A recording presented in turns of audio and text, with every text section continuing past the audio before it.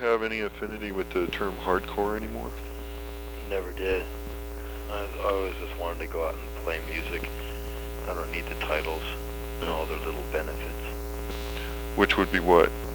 Well, when you're part of a genre of music, then you are part of its little value system and its little patent place scenarios that transpire. And I'm not interested in that. It doesn't allow the chips to fall where they may. It's allowing the chips to fall where they are most politically correct and most attractive to your ego. And I never needed the glamour, thanks. But you certainly toured in a network that I suppose could be called hardcore. Is that true? We invented the fucking network, so it's no problem. Is that what you would call it? Just kind of like a free association network or something, rather than the genre? Well, I played in a band called Black Flag. The bands we toured with were other bands on SST that we went out and found that we liked, who were friends of ours. And now I tour in the Rollins Band, and that's all I've really done.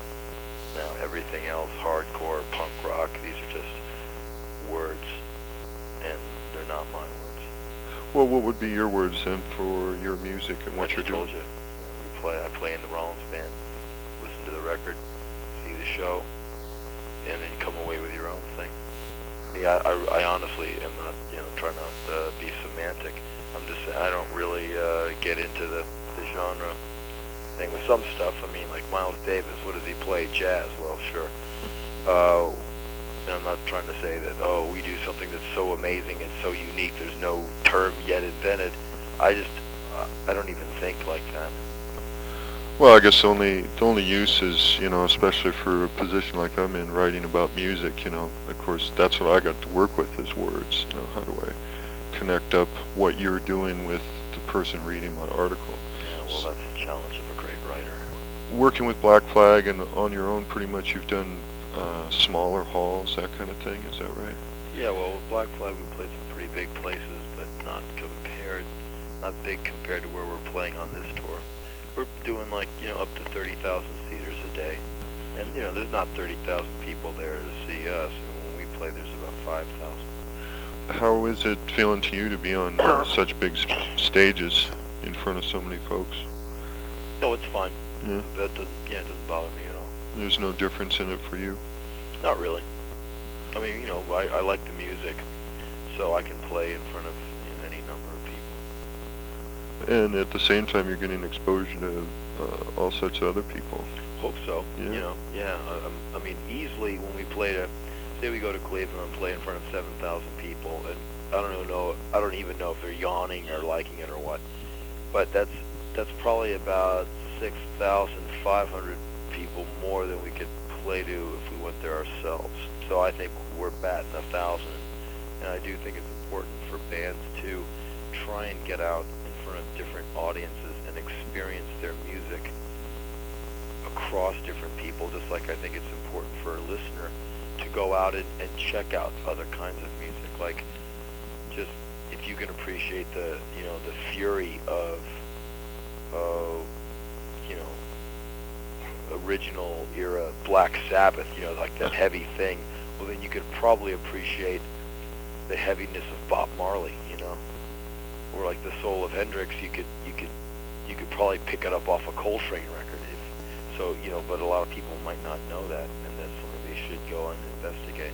So there's something a lot of people share then in different styles of music. Yeah, and hopefully, perhaps that's what this tour, maybe that's getting that idea across. I really believe in that idea. That's why I'm not into the labels. To me, it's all rock and roll, all music. Like Johnny Cash, right on. Bob Marley, Jimi Hendrix, Miles Davis, great. I like it because it's saying something to me, not because the guy's got cool hair.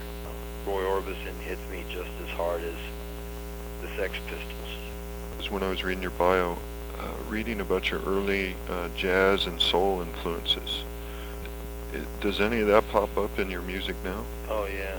See, the guys in the band are all raised on all that kind of stuff too.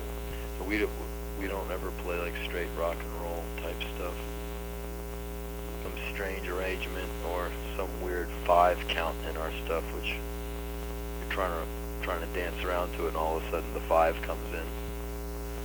And is that an effort on your part to keep it fresh and lively for yourselves? Yeah, we always have to challenge ourselves. If we come up with a song too easily, and it's just too too much like rock and roll, if it's too easy to play, we usually trash it. I mean, because we really need to challenge ourselves all the time, musicians.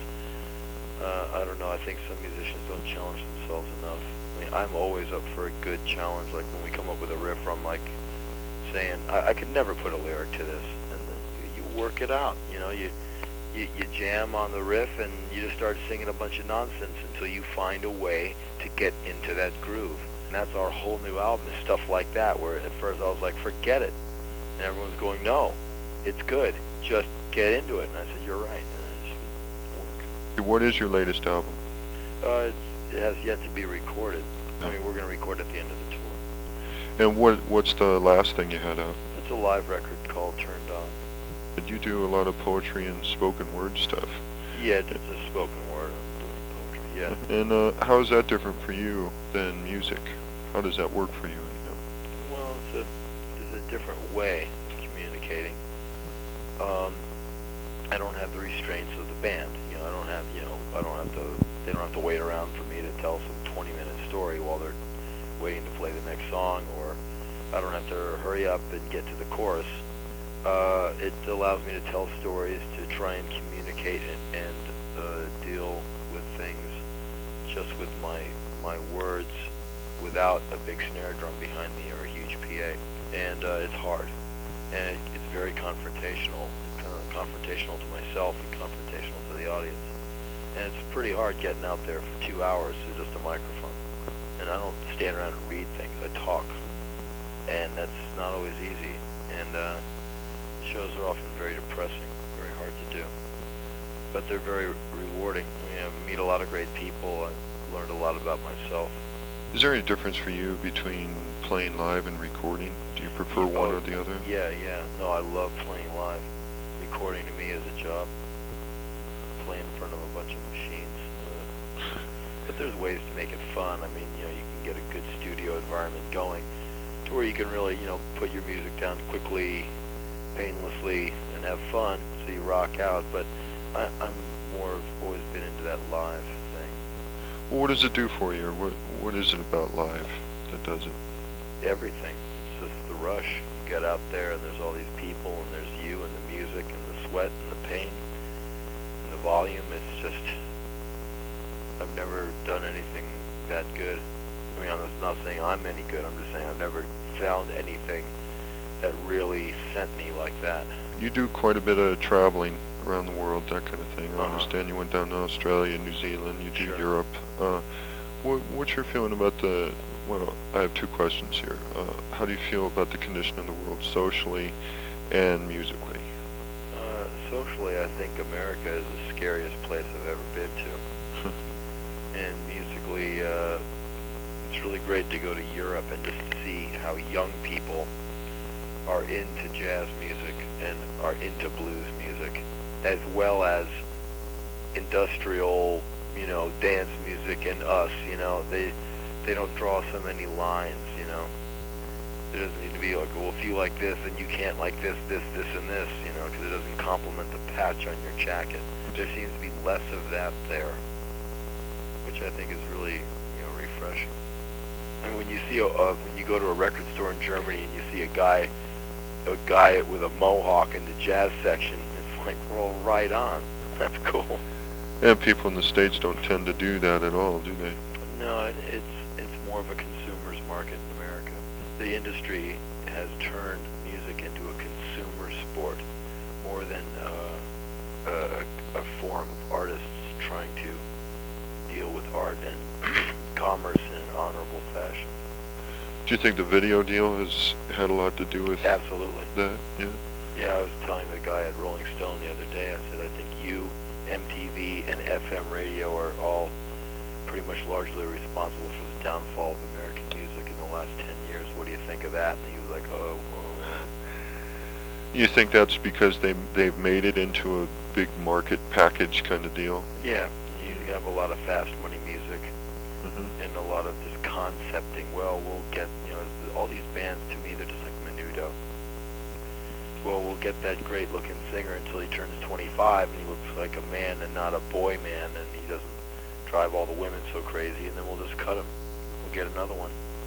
Because they're always growing up, right? Exactly. With the busy schedule you seem to do, sounds like you're constantly touring and everything. How do you, well, first of all, maintain the quality of the music, and second of all, how do you maintain your own head?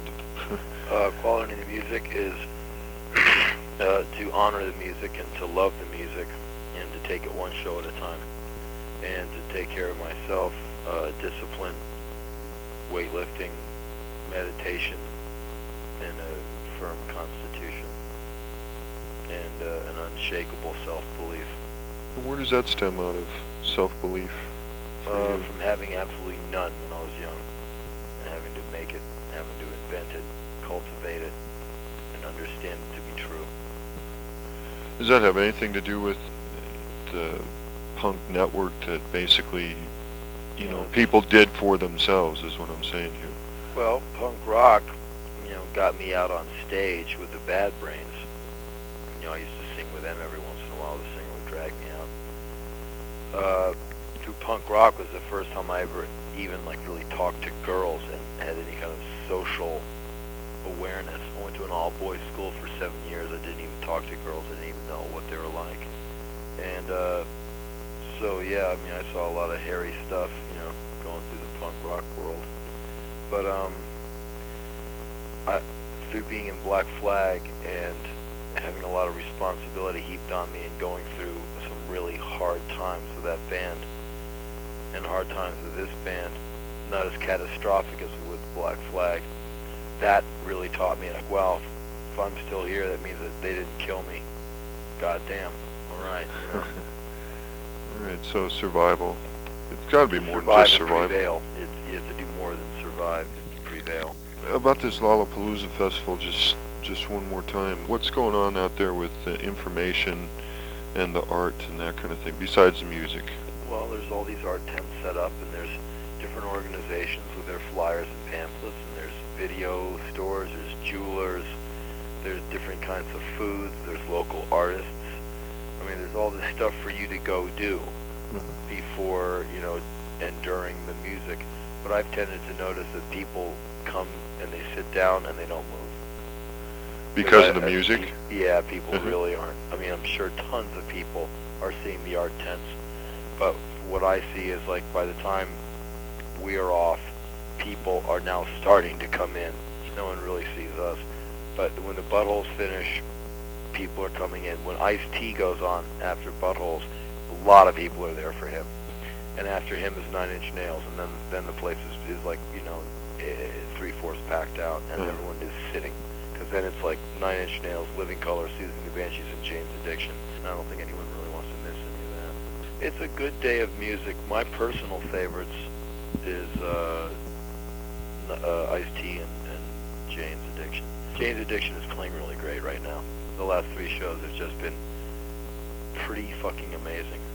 Yeah, where you just have to hand it to them. They're a great band, When I first started going on tour with them and see them, I'd go, I don't know. I don't think I'd go home and play the records every day, but live, it's a great thing. So they got their sound together, and their playing is good. The drummer's just amazing now. He's just a motor. Well, one last general question here. What are you trying to do when you're playing music? Just play it. I don't really have a motive other than to just get it all out. That's all I really want to do.